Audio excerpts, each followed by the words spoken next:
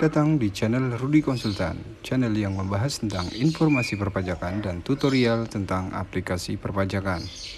Hai Sobat Pajak, gimana kabar Sobat Pajak hari ini? Gue doain semoga Sobat Pajak dalam keadaan sehat dan dijauhkan dari wabah COVID-19.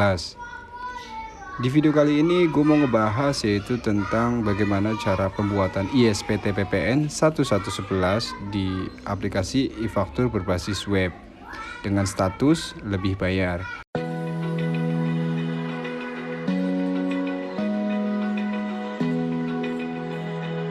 So, sebelum kita lanjut, untuk teman-teman yang saat ini belum klik tombol subscribe, silahkan klik tombol subscribe di bawah ini. Jangan lupa nyalain juga loncengnya agar pada saat kita update video terbaru, Sobat Pajak dapat notifikasi pemberitahuannya.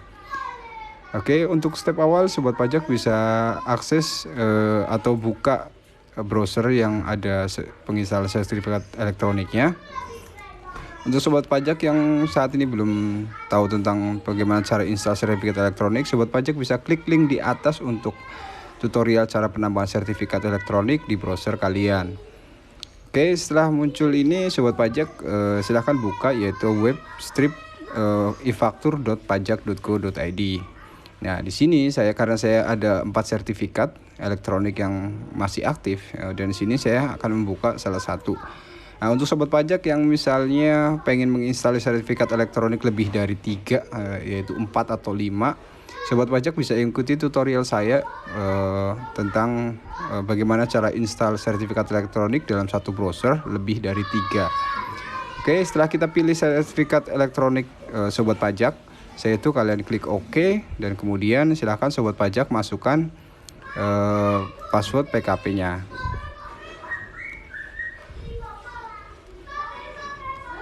Setelah itu kita klik login.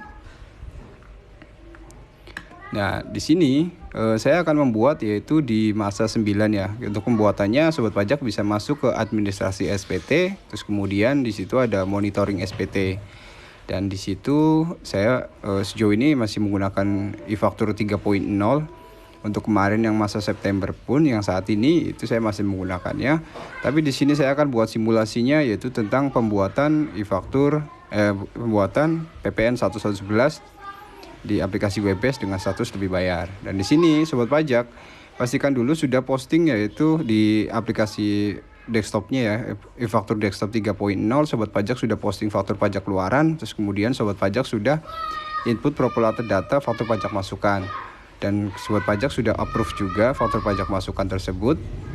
Dan setelah itu kita bisa klik posting di sini, terus kemudian di sini Sobat Pajak silahkan pilih masanya. Di sini saya simulasinya masa 9 dan pembetulan 1, karena yang normal saya sudah pernah buat, saya sudah laporkan di e-faktur yang 3.0. Setelah itu kita klik submit, maka di sini akan muncul proses posting sudah masuk dalam antrian. Sedangkan tunggu beberapa saat, kalian tinggal klik OK aja, maka di sini akan otomatis muncul ya untuk SPT yang tadi barusan kita buat. Nah, di sini untuk Sobat Pajak tinggal untuk merubahnya kalian bisa klik buka untuk lihat.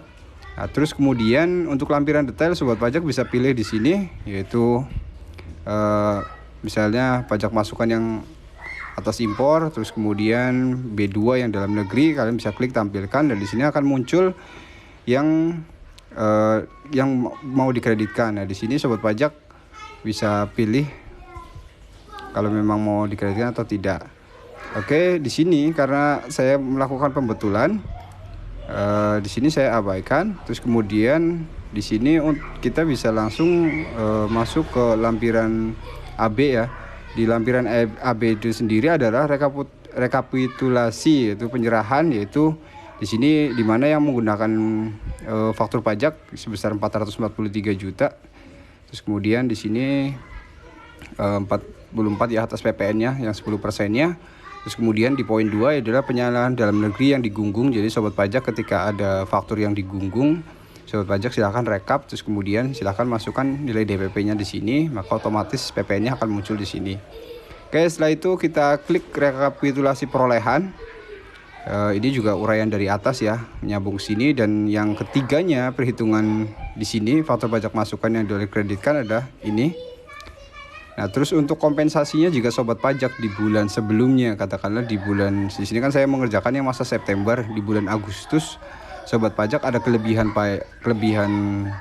pajak ya, atau lebih bayar dengan status lebih bayar, silakan sobat pajak bisa isi di sini. Di sana lebih bayarnya berapa, kalian sobat pajak bisa lihat ISPT di masa 8 masa Agustus.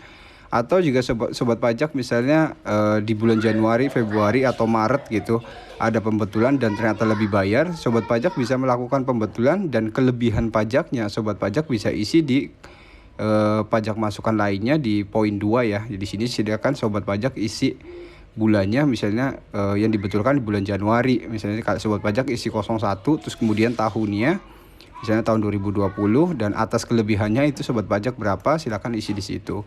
Nah, setelah diisi sobat pajak di sini ada pernyataan yang memang dengan menyadari sepenuhnya.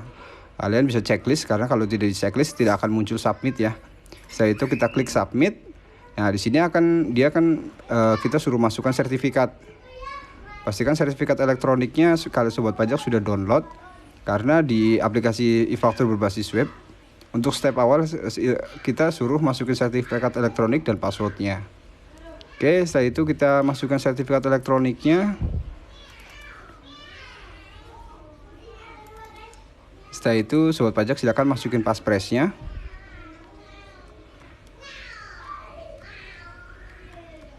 Setelah itu kalian klik setuju. Nah, maka akan muncul submit ya. Di sini submit SPT lampiran AB berhasil, kalian klik OK aja. Nah, terus kemudian dia akan otomatis masuk ke lampiran induk. Nah, di sini ada penyerahan PPN yaitu yang rekap dari lampiran AB, terus kemudian di sini ada lampiran 2 yaitu yang patuh pajak masukannya 44 dan kemudian dasar perhitungannya ada kelebihan bayar sekitar 66 juta gitu. Nah, sobat pajak yang perlu ketika SPT tahunan SPT PPN 1111 ya dengan status lebih bayar, sobat pajak harus perhatikan adalah di poin 2D ya. Sobat pajak harus di sini karena saya melakukannya pembetulan, maka yang di checklist adalah butir 2D.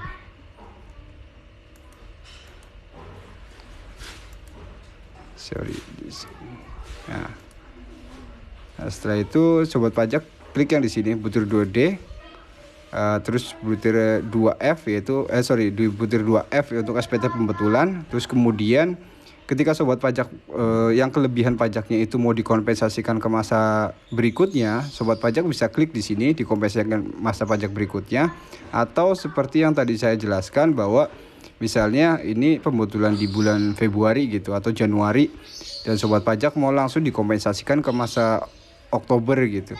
Nah, sobat pajak bisa checklistnya di sini dikompensasikan ke masa pajak, terus kemudian sobat pajak tinggal masukin NPWP-nya, masukin masanya, terus kemudian sobat pajak masukkan tahunnya. Misalnya di sini ini anggap simulasinya di bulan Februari ya. Nah, terus kemudian dikompensasikan ke masa September. Di sini sobat pajak tinggal isi 09 terus kemudian tahunnya 2020.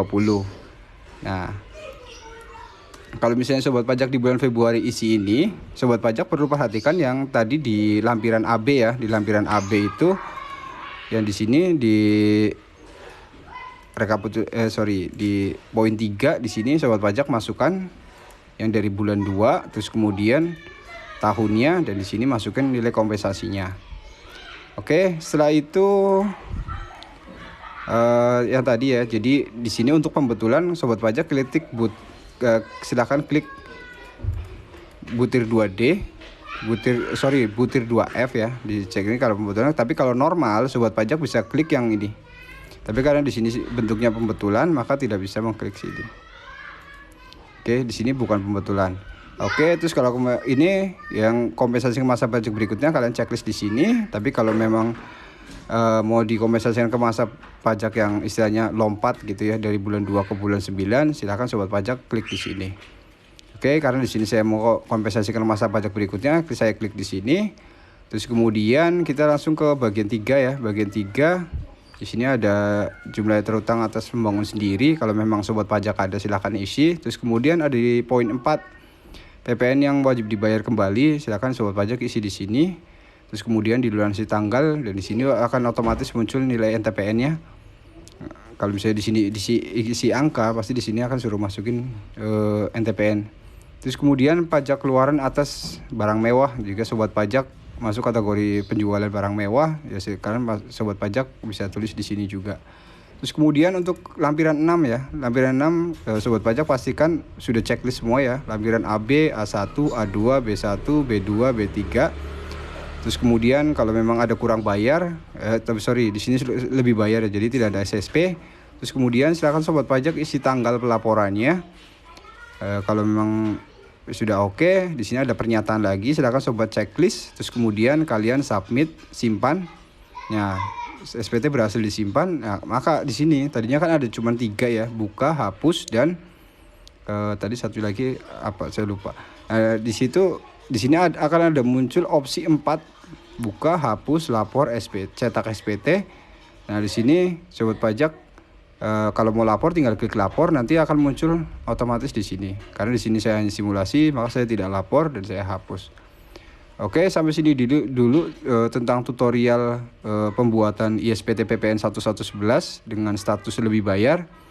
Untuk sobat pajak yang saat ini belum klik tombol subscribe, silahkan klik tombol subscribe di bawah ini. Jangan lupa nyalain juga loncengnya. Atau sobat pajak jika rasa video ini bermanfaat, silahkan sobat pajak share ke teman-teman kalian agar informasi yang saya sampaikan bisa tahu orang banyak. Terima kasih sudah menonton dan sampai jumpa.